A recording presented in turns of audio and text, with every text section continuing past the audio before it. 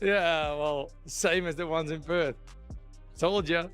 No, I love it. I mean, I know how it is. I know it's nothing personal. Maybe it is. If it is, I don't care. But, it's sports and it's amazing. Thank you for coming out, supporting, booing. It means like you guys care about the sport. And I appreciate you guys coming out, showing. And when I won the fight. Does this win in a way, like the way you won, almost prove something more? Like a lot of people are questioning your cardio. Can you go 5 rounds? All that stuff. Like, does it feel good to kind of shut those people up a little bit? I don't care what people think about doing my thing. So DDP just opened up on his recent loss against Khamzat Chiamaev in UFC 319. However, Khamzat said that even though many fans often talk about how strong Dricus is compared to some of the other fighters he has faced, he personally did not feel that strength during their fight. He explained that Dricus was not as powerful as people made him out to be, and the difference was clear once they were inside the cage together. According to Khamzat, he was able to take him down with the same ease as he does with most of his opponents, proving that the hype about Dricus' physical strength was exaggerated. Sometimes a lot of fans talk about Dricus and about how strong he is. Compared to some of the other guys you fought, was he very strong or not really?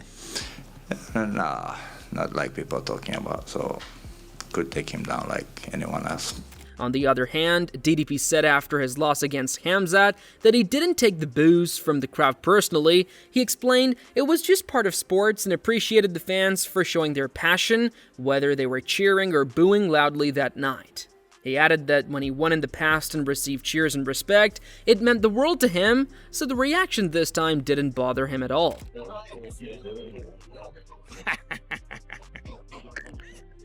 Yeah, well, same as the ones in Perth. Told you. No, I love it. I mean, I know how it is. I know it's nothing personal. Maybe it is. If it is, I don't care. But, it's sports and it's amazing. Thank you for coming out, supporting, booing. It means like you guys care about the sport. And I appreciate you guys coming out, showing. And when I won the fight, people were cheering and giving me my flowers. And it means the absolute world to me. Even though you booed, it doesn't matter. I know it's not personal. It's the name of sports. Moreover, Khamzat was asked if his win proved something more, since many people had questioned his cardio and whether he could handle 5 full rounds. He said he didn't care what people thought and focused only on doing his job inside the cage. He pointed to the numbers from the fight: 529 total strikes, 21 minutes and 40 seconds of control time, and 12 takedowns, and said he never gassed out. For him, those stats were proof enough that the doubts about his conditioning were wrong. Does this win in a way, like the way you won, almost prove something more? Like a lot of people are questioning your cardio. Can you go 5 rounds? All that stuff. Like, does it feel good to kind of shut those people up a little bit? I don't care what people think about doing my thing. So like you said, how many strikes I landed on him, how many takedowns I has there. So I didn't guess out. So now they know. Yeah, it was 529 total strikes and 21 minutes and 40 seconds of control time, which was the second most ever in a UFC fight. How many takedowns was there? Let's see. 4, right? Yeah.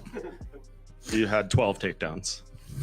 So, yeah, that speaks by itself. Furthermore, Dricus du Plessis admitted after the fight that Khamzat had incredible control on the ground, like a blanket who seemed to know every move without using much power. He explained that in key moments he had to choose between staying on his back or letting Khamzat take his back. Du Plessis gave full credit to Khamzat, saying he deserved the win and was the better man on the night. He promised to return stronger and reclaim his belt. He also thanked the fans, saying they make the sport possible and without them, fighters wouldn't have a job. The man has incredible control on the top. He's just like a blanket. I mean, if he knew what your next move was going to be. And he got it without using too much power. And I had to decide, am I going to be on my back or have him on my back? Big ups to Khamzat. He deserves this 100%. He beat me fair and square tonight. He was the better man tonight, and I'll be back. And I'm coming back, get my belt back. But for now, it's his, and he deserves it. Thank you for all the fans who came out and supported us. You make this amazing, and without you guys, we don't have a job. So we really appreciate it. Thank you, everyone, for showing up. I'll be back stronger and better than ever. Additionally, Khamzat was asked about having Dricus' back and why he couldn't finish the choke like he had done to other opponents. He explained that it was mostly because of the sweat, which made it harder to secure the submission properly. He said he tried to go for the finish in the last 30 seconds after hearing his corner call out the time, but by then, it was too late to lock it in fully and get the tap. You've had that back position on a lot of guys and you'd be able to choke them out. Was Dricus doing anything right to defend it, or?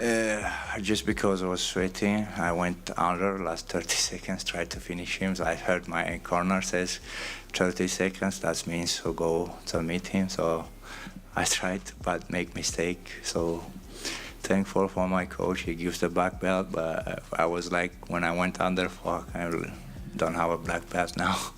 So, but he gives me respect. Thanks. On the other hand, Chael Sonnen said that if there's anyone to look at next, it's Reinier de Ridder, because it would be very interesting to see how he could handle the wrestling of Khamzat after the way he dealt with Bo Nickel. Sonnen explained that Khamzat's dominance had to be worded carefully because of just how overwhelming it was. He highlighted the numbers, pointing out that Khamzat landed 537 strikes compared to only 49 from Dricus, a ratio of nearly 10-1. To put it in perspective, Sonnen noted that he once held the record himself with 311 strikes, and Khamzat completely shattered that mark. He emphasized that judges were handing out 10-8 rounds across the board, calling it one of the most lopsided World Championship victories in UFC history. And that's RDR. And that is very interesting. Seeing how RDR could deal with the wrestling of Bo makes you wonder if he could deal with the wrestling of Chiamaev. And we have to word it that way, guys, because what Chiamaev has shown, the dominance that he has shown, there was 537 strikes landed by Chiamaev. Now, let me put that in perspective because I used to have the record. I had the record and I crushed the record to win it, and I had 311. 311 was the record. I know that for sure because I had it.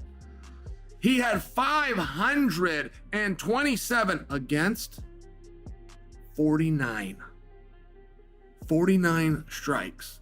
So it was 10-1 Chiamaev. And when you see something that incredibly dominant, and there was all sorts of judges throwing up 10-8 rounds tonight. I mean, this was one of the most lopsided victories in history for a world championship. However, Daniel Cormier said that tonight a new champion was crowned in Khamzat Chiamaev, who went out and dominated Dricus du Plessis for 25 minutes to win the title with 50-44 scores across the board. Cormier admitted he was surprised at how easily Khamzat was able to take du Plessis down and control him throughout the fight. He gave credit to Dricus for never giving up and continuing to believe he could turn things around. Cormier pointed out that Khamzat looked too driven, was in tremendous shape, and proved once and for all that questions about his cardio were wrong. Tonight, a new champ was crowned in Khamzat Chiamaev. He went out there and he dominated Dricus du Plessis for 25 minutes, won the championship 50-44 across the board. I was very surprised at how easily he was able to take du Plessis down and control him. To his credit, Dricus never gave up on himself. He continued to believe that he was going to eventually get Khamzat and win the fight. But as the rounds went on, you saw that even though Dricus has a championship's mindset, it wasn't going to matter. Chiamaev was just too driven. He looked like he was in tremendous shape.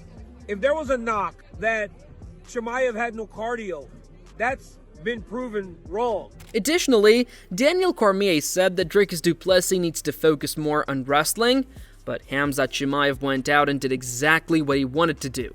His pace, pressure, control, and cardio were all point on, and he looked more prepared than ever in his entire career. Cormier called it pure dominance, noting that the bookies were right to favor Khamzat, and he proved them correct many times over. As for Dricus du Plessis, Cormier said he is now to return to a division full of tough contenders and dangerous opponents. Yeah, he needs to be wrestling more, but I mean, Khamzat Chiamaev just did exactly what he wanted to do. His pace, his pressure, his control, his cardio, everything looked on point tonight.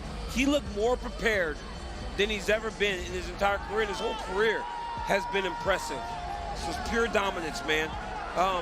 The bookies were right.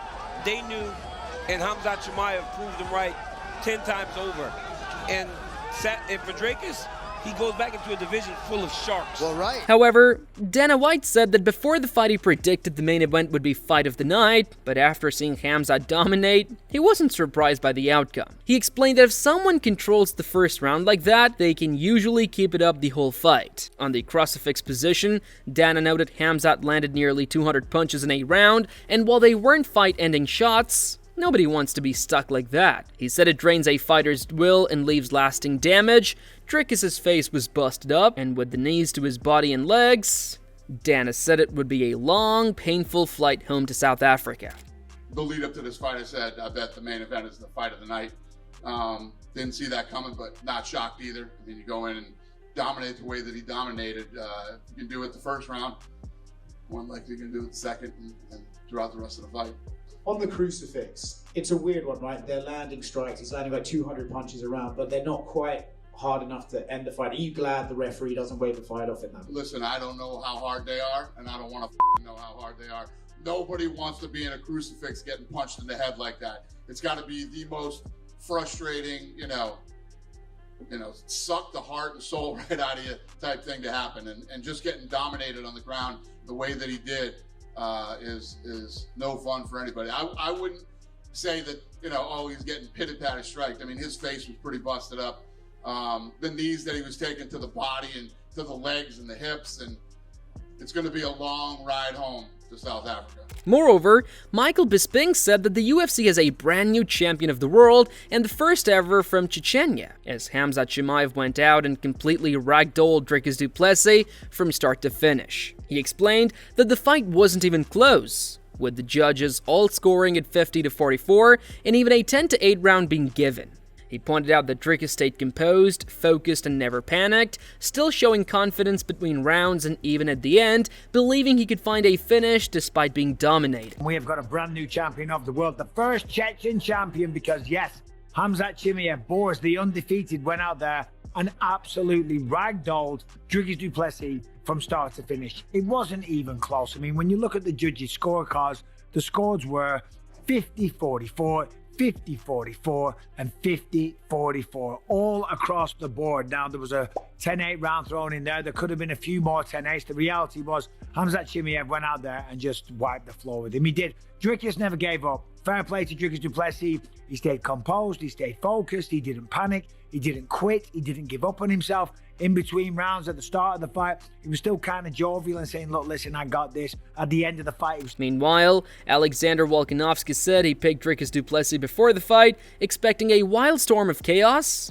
and scrambles that could wear Khamzat down over 5 rounds. Instead, it played out differently. Khamzat took Dricus down fairly easily, with little resistance, and controlled him without spending much energy. Volkanovski explained that the lack of scrambles was because of Khamzat's control, which prevented Dricus from creating those tough positions. That efficiency allowed Khamzat to go 5 rounds comfortably, proving his pace and composure. Volkanovski gave him full credit and called it an incredible win. Chiamaev and Dricus du Plessis. I picked Dricus. I thought, as I said, there's going to be a crazy storm that he's going to have to try and weather. He was able to weather it, but I thought there would be a lot more chaos happening. I thought there would be a lot more scrambles, and that would wear on Chiamaev more. But that wasn't the case. He was able to, not much of a scramble, got him down reasonably easy, or like just the way they went down is like there wasn't much of a fight there, and then was able to hold him without probably using too much energy. And I think that was great for Chiamaev. I know a lot of people are, I went 5 rounds easy. I want to know when he has to really force the takedowns. He was able to be in positions that not as much scrambles, which I thought Dricus du Plessis would be able to do, but and that's because of Chimaev's control. So, that is Chimaev's doing. That's why that happened. So, again, incredible. Wait, let me make this order 1 second. Moreover, Joe Rogan said that for Dricus to come back from this loss and close the gap with Khamzat would be a huge challenge. He explained that the grappling dominance Khamzat showed wasn't just one level above, it was multiple levels beyond what Dricus could handle. Rogan noted that Dricus had no real answers for that kind of control, and he questioned who Dricus trained with in camp, suggesting he clearly didn't have partners with that same level of grappling skills. for Dricus to come back from that and bridge the gap between him and Khamzat, that is a tall task. Yeah. It's a tall task, because that kind of dominance, that kind of grappling dominance was not just a level, it was multiple levels. And it just didn't seem like he had any answer for that. I don't know who he brought in to train with him, but clearly he didn't bring in anybody that had that kind of skill. However, Sean O'Malley said everyone knew it was only a matter of time before Khamzat Chiamaev became champion. He questioned what makes sense next for him, whether to stay at middleweight or even move up to 205, mentioning possible matchups with fighters like Alex Pereira or Magomed Ankalaev. O'Malley said he didn't see much of a challenge from Sean Strickland or even Israel Adesanya. God, we just knew it was a matter of time before that dude was champ. Yeah, so what makes sense for Khamzat Chiamaev? Does it make sense for him to fight at 185 again, or is he too dominant? Does it go up to 205? Ankalaev's fighting Alex Pereira. Even still, it's like maybe Ankalaev versus Khamzat. It could be interesting, maybe, purely on how big Ankalaev is. Down. There's absolutely, I don't think there's anything to break down against Sean Strickland, even Izzy. As much as I fucking love Izzy, Khamzat, Imavov, they're all strikers, dude.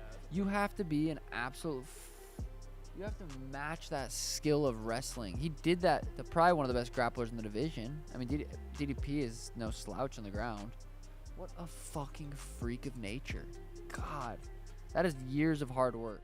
Meanwhile, Robert Whittaker said he had mad respect for both Khamzat Chiamaev and Dricus du Plessis because there were moments where each of them impressed him. He explained that everyone expected Khamzat to dominate the first round, but not many foresaw the finer details, like trapping Dricus in the crucifix and landing hundreds of punches. What really surprised Whittaker was Khamzat's ability to maintain that level of control and pressure for the full 25 minutes, which he described as mind-blowing, calling his grappling the purest build he's ever seen. And I'll say props, like I have mad respect for both guys because there were moments in the fight that both guys really impressed me. Now Chiamaev, everyone knew the first round was going to look like that. Everyone knew. Not the finer details such as the crucifix and him just like laying 400 punches on his dome like that, but like we knew he would get him down and hold him down. Okay, what we didn't expect was Chimaev's ability to do that for 25 minutes. That was mind-blowing. And I messaged he's a man after my own heart, dude, because he is the most purest build I've ever seen. Dude, like he put all his stat points in wrestling.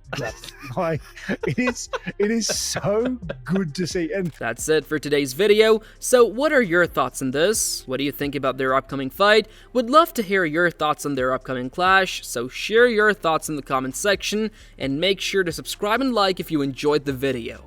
Also, check out our other videos on the screen right now.